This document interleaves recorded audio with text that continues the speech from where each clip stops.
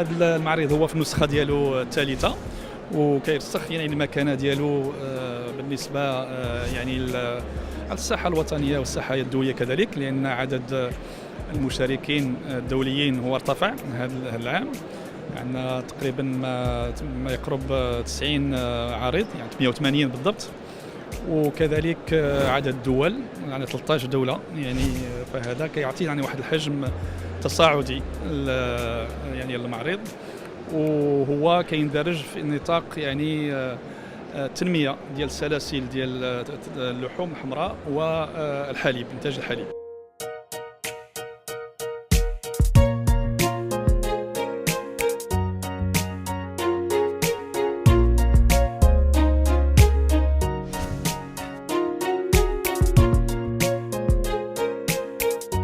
الدورة الثالثة لمعرض دولي لسلاسل الحليب واللحوم الحمراء، منظم من طرف الفيدرالية البيمهنية للحوم الحمراء والفيدرالية البيمهنية المغربية للحليب بشراكة مع وزارة الفلاحة والصيد البحري. احنا كفيدرالية ديال سلسلة الحليب شاركنا هذا العام في هذه التظاهرة. الفلاح المغربي، الكساب المغربي، منتج للحليب ومنتج للحوم الحمراء، ولهذا التقينا باش نكثفوا الجهود ديالنا ونعملوا يعني تظاهرة وحدة. بدينا كنعلموا جميع الفاعلين وجميع المسؤولين في القطاع والسلطات المحلية ديال مدينة الدار البيضاء باللي أننا غنظموا الحدث. حنا كمربيين تنركبوا الديفلوبمون ديال لا سونتاجيت في لا راس اللي عندنا، وتنحاولوا ما أمكن نزيدوا بها القدام.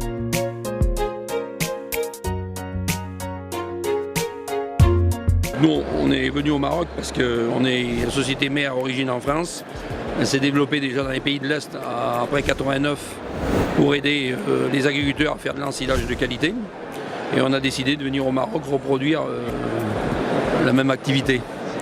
Donc, notre activité, en fait, elle consiste exactement à faire de la nourriture dans les fermes, la nourriture haut de gamme, avec des systèmes de conservation type le système tubulaire ou la botte à rubané pour les vaches laitières, alors aussi bien en maïs, luzerne, pulpe de betterave, céréales immatures. تمت دعوتنا من طرف الجمعية الوطنية لمربي الأبقار بالمغرب، وداخل هذا في نطاق خاصة الاطلاع على التجربة المغربية في مخص النمط الجديد لتأطير الفلاحين الصغار، خاصة في منظومة الألبان. واحنا فرحانين ومنوين بوجودنا لهنا، وان شاء الله معناتها تثمر الزياره هذه لنتائج تكون في صالح البلدين. سلاله السردي هي سلاله كما كنشوفوها تاكل في سواد وتنظر في سواد وتمشي على سواد. هذه السلاله هي متواجده في قبائل بني مسكين، الرحامنه، دكاله، الصويره، شيشاوه، الحوس. كان سلالة أخرى وهي سلالة بجعد، هي سلالة توجد بجعد اسم مطابق للمسمى ديالها. بجعد يوجد بإقليم خريبكا، المساحة ديالها محدودة وهي مساحة صغيرة، ولكن الآن بتدخل الوزارة ستتوسع المساحة لسلالة بجعد. بالنسبة لسلالة تمحضيت هي سلالة متواجدة بالأطلس المتوسط، بمعنى أزرو، بولمان، الحاجب، مكناس، الغوالم، زحيليقة. إذن هذه السلالة تتواجد في هذه المنطقة. سلالة أخرى وهي سلالة الدمان، سلالة توجد في الرشيدية وزاغورة ورزازات إلى آخره. هذه السلالة تمتاز أنها تتوالد بأكثر، بمعنى أنها يمكن الأنثى الواحدة أن تلد في السنة ما بين 4 إلى 6 خرفان في السنة.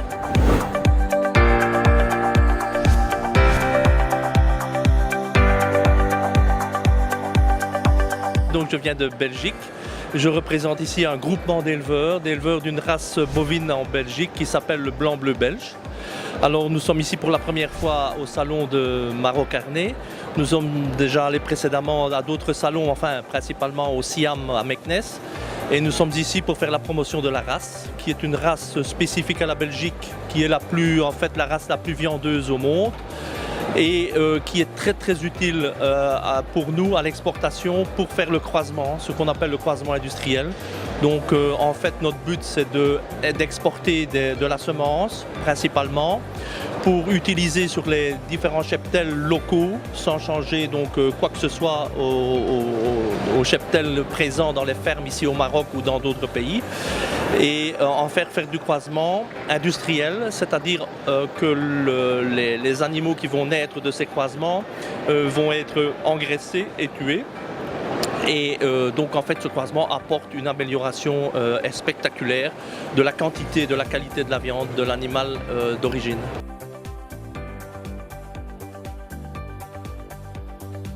Copag, c'est une société qui est spécialisée dans la production des produits laitiers et dérivés. En plus, elle est spécialisée dans la production, dans la production végétale, spécialement les primeurs et la production végétale. Actuellement, donc, on est en train de développer la filière des viandes rouges, qui est une nouvelle activité à Copag. جينا هذا الصباح كزائرين لهذا المعرض ديال معرض اللحوم الحمراء بصفتنا كسابه ديال المنطقه ديال جهه واد الذهب تحديدا، وجينا الحمد لله استفدنا بعض المعطيات اللي استفدنا هنا على اساس الطريقه ديال تنظيف الحليب ديال الابقار والطريقه ديال استعمال الوجبات الغذائيه للابقار والطريقه حتى ديال تطوير المنتوج التسمين ديال الابقار بصفه عامه منهم العجول والاناث والكسب الى غير ذلك. جيت المعرض الدولي الدار البيضاء باش نشوف المستجدات اللي كاينه هنايا والمعروضات اللي دايره الخاصه بسلسله الحليب واللحوم الحمراء. معرض لا باس به ماشي نقولوا لاننا لاول مره نشوف هذا. اول مره نزوروا لانه جينا باش نتعرفوا على بعض الجمعيات وبعض الفيدراليات باش نربطوا واحد العلاقه ونكونوا نيت منسقين معهم ونستافدوا منهم معلومات. هذا هو الهدف ديالنا من الزياره وتكون عندنا علاقات جديده.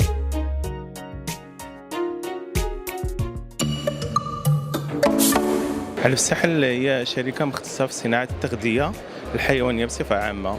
المشاركه ديالنا في المعرض ديال سلاسل ديال الحليب واللحوم الحمراء هي المشاركه الثالثه، بحيث ان الدورات اللي دازوا كنا مشاركين فيهم، ولاحظنا على ان المشاركه ديالنا مهمه، لان اولا المشاركه ديالنا كتخلينا قراب من الزبناء ديالنا وكتخلينا قراب من المتدخلين الاخرين. عندنا واحد التخصص اللي هو معقلان بزاف في مجال ديال التطوير ديال الاضافات في الغذاء. دونك نخدموا على حلول على حسب المشاكل اللي تكونوا في الميدان، تنحاولوا نشاركوا ونشوفوا المشاكل الحقيقيه ديال الميدان ونحاولوا نعطوا حلول تكنولوجيه على حساب واحد الاضافات اللي هي طبيعيه اللي ما عندهاش اي اثر لا على صحه الحيوان وعلى صحه الانسان.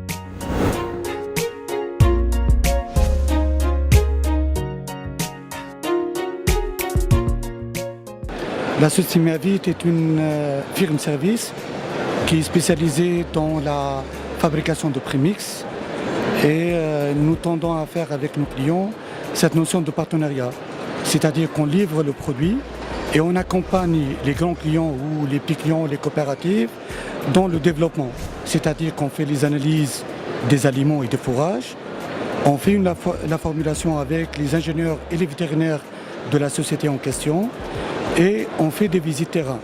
L'objectif, c'est d'améliorer les performances. Le produit en lui-même est important, mais surtout, c'est l'accompagnement. Donc, c'est cette notion de firme-service. On va être présent sur le marché marocain, Inch'Allah. ايوا جينا هنا جوله ونشوفوا المعرض، احنا موالفين نجوا للمعرض نتاع مكناس والحمد لله الحوايج راها على احسن ما يرام، راها مزيانه. شركه جانتك اللي هي شركه تركيه متخصصه في صناعه مجازر اللحوم الحمراء والبيوت التبريد التجاريه والصناعيه. On est spécialisé dans le matériel, tout ce qui concerne un éleveur ou un agriculteur, c'est-à-dire dans une ferme agricole, que ce soit pour le matériel agricole ou pour le domaine de matériel laitier. Aussi, on a d'autres matériels qu'on a de l'exception فيهم. Ça fait notre 3e participation au Salon marocain. Donc on devient un partenaire au niveau de la présence, notre présence ici au Maroc du Salon marocain Milk. Donc cette année, l'influence est beaucoup plus importante que les années précédentes. On voit que le secteur est en train de se développer. Donc essentiellement, nous, ça fait la viande rouge et le fromage, les produits laitiers font partie de notre cœur de métier, disons. Et puis, alhamdoulilah, il y a une très bonne influence cette année. Et puis, espérons que ça se développe sur le marché marocain. جينا لهذا المعرض زعما الصراحه حنا فرحانين بزاف بهذا الحضور ديالنا هنا في المعرض وكنشكر الناس اللي وقفوا معنا واللي كيشجعوا المراه الفلاحه على الصعيد المغرب. جينا هون مشاركين يعني كفيزيتور هون في المعرض وخرجنا صراحه هذا الشيء زين قبال يعني في المستوى ومن هو القدام اللي يعود شيء زين من ذا ان شاء الله ونتمنوا المره الجايه نجيب بقرنا وبماعزنا وذاك كامل. On est venu ici pour voir la foire. On a déjà eu des échos. C'est très intéressant pour savoir tout ce qui est nouveau dans le secteur. Alors Norlait, son entreprise comme objectif, c'est la transformation de lait et ses dérivés. Donc ça fait maintenant 1 an qu'il existe. Donc on a lancé sur la région de Marrakech et les périphériques de Marrakech. Alors comme produit, on commercialise déjà, on fabrique déjà, on transforme et commercialise le lait pasteurisé, les produits fermentés, yaourt à boire aromatisé fruité, le beurre et ses dérivés.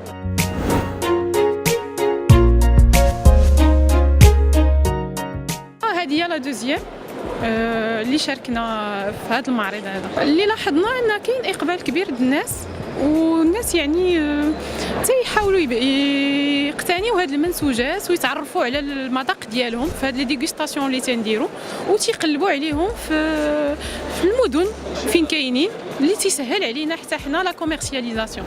استفدنا بزاف بهذا المعرض، هذه الدوره ديال المعرض هذه كنستافدوا بزاف، نجيو نشوفوا نشاطات جديده في الميدان الفلاحي ونبغوا نطلعوا يعني على الجديد ديال الفلاحه باش الانسان يطور روحه شويه ما يبقاش يعني. La stratégie de la société, puisqu'elle a presque couvert la zone du sud, Agadir et ses régions. Maintenant, sa stratégie, elle prévoit de couvrir la zone de Casablanca, après la zone de Rabat et de Fès.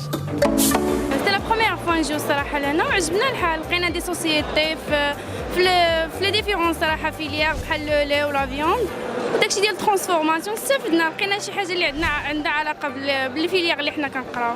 بالنسبه لي ماشين، بالنسبه لا برودكسيون ليشير لا برودكسيون بور لا فيوند، المهم كيف ما كيقول القطعه غادي مزيان. هذه اول مره، اول اوكازيون جاتني باش نزورو وغادي نعرفوا شويه لي زانفورماسيون على لي برودوي اللي كيتعرضوا هنا، على لي تيب ديال لا غاس، l'alimentation, type d'alimentation. Je sais pas, il y a plusieurs conférences sur des thèmes différents. Je préfère d'être là toute la journée et de profiter mieux. الهدف منا هو ان هذا الستونك ديالنا كيتلاقاو استقطاب جميع الفاعلين في الجزاره بالمغرب، وهنا كنوضحوا لهم جميع الامور والدور ديال الجمعيه. L'association l'UMAEB qu'on a créée avec l'ANEB, l'association aussi du développement de l'élevage bovin tunisien et le comité interprofessionnel du lait Algérie, c'est pour créer une synergie entre les 3 pays pour faire évoluer pour le développement de l'élevage bovin laitier. C'est un objectif pour nous qui est très important. Nous essayons depuis 3 années de trouver comment faire pour faire des échanges entre les 3 pays pour développer cette filière laitière qui est très importante sur le plan économique et sur le plan également de sécurité alimentaire. Fondation Filaha, c'est un groupement, une association de groupes de réflexion qui travaillent pour différents secteurs de l'agriculture et secteurs filières, disons, importantes dans la stratégie de la sécurité alimentaire de notre pays. Et donc, nous avons fait des accords avec le Maghreb, avec le Maroc, avec la Tunisie, pour rassembler les professionnels et l'interprofession agricole au Maghreb. هدف زيارتنا للمعرض هو أساساً ربط علاقات مع الأشقاء المغاربة، خاصة فيما يهم الهياكل المهنية اللي هو عارف تطور كبير في المغرب. والهدف الثاني هو مناقشة اتفاقية مع الجمعية الوطنية لمربي الأبقار اللي إن شاء الله باش نمضيوها عن قريب مع ديوان تربية الماشية. أنا أول أشكر المملكة المغربية على حسن الإضافة والاستقبال، وأنا معجب ما تمتاز به المغرب من تربية، من حداثة في المذابح، في عديد المجالات الفلاحية. أنا عضو من أعضاء الجامعة الوطنية للمغاربية اللي يرأسها في زنيبر. كما أشكر بالمناسبة في زنيبر على زياراته لتونس وتقديم التجربة المغربية بالمغرب لننتج عليها ونأخذها كمثال في تونس. جئنا لهنا المعرض هذايا في استضافة الأخوة في العناب اللي عملوا معنا المليح بالكدا ووفروا لنا كافة مستلزمات النجاح، وجينا باش نعرفوا بمنتوجات الألبان ومنتوجات اللحوم الحمراء في المغرب.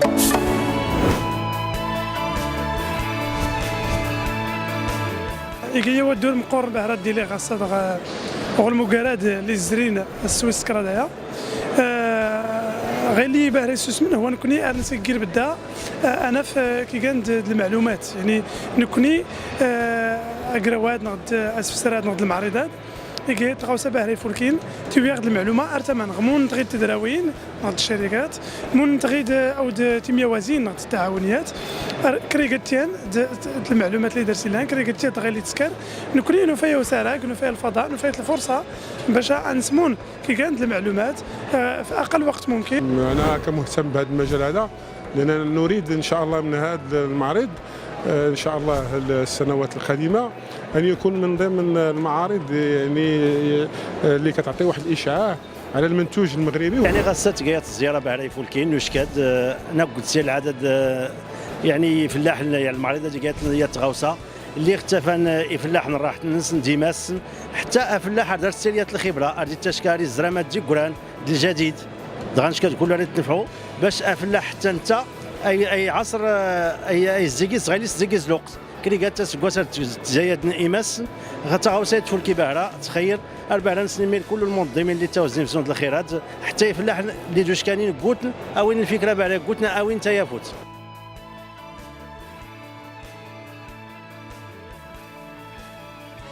بالنسبه للمعرض المعرض ناجح 100% لانه العام الثالث وكنشوفوا الزوار اللي وصلت تقريبا ما يفوق 2000 زائر البارح. هذا من المؤشرات ديال المعرض راه غادي في تطلع من حسن الى احسن. كذلك بعد الشركات اللي كاينه في هذا الميدان حتى كمثل الشركات ديال لا كونستركسيون ديال لي شان داباطاج لي زاباتوار ولي شومبر فروا اي تو لي غران شومبر لي سال دو ديكو بلي ماتريال انتم كتشوفوا داخل المعرض كله تيتواجد. علاش؟ لان دخلنا في النمط الثاني وبالاخص في لا دوزيام كونترا بروغرام لان خصنا نوصلوا ديال التهيئ ديال لا المهنيين لا حتى الكونسوماتور. Je me félicite et je félicite le comité d'organisation pour la réussite de ce salon qui a connu un grand nombre de visiteurs professionnels, éleveurs, chevillards, bouchers, en fait représentant les deux filières. En fait, c'est la première édition où on associe deux secteurs qui sont des secteurs importants de point de vue économique, qui est le lait et la viande rouge. Cette édition se caractérise d'abord par, donc, comme j'ai dit, le nombre de visiteurs donc, élevé qui est venu. Le tapage médiatique est important pendant les trois jours. Et puis on espère que l'édition 2017 sera meilleure et connaîtra un grand nombre de participations de l'Afrique, de l'Europe, de l'Asie. Tous les continents seront présents, Inch'Allah. هذا المعرض ربما زعما فات كل داكشي اللي كنا كنتظروا منه، لا من عدد العارضين ولا من عدد الزوار، والاهم من هذا كل شيء في هذا الزوار هما جاوا من جميع المناطق ديال المغرب، الحمد لله حاضرين معنا مهنيين جميع القطاعات اللي كيهملوا هذه السلاسل بجوج. وهذا المعرض عاد دابا كنت مع الممثلين ديال فرنسا اللي هما كانوا 9 ديال العارضين من فرنسا، اللي هما قال لي بالحرف قال لي المغرب وصل المستوى ديال فرنسا، زعما هذا كنفتخروا به.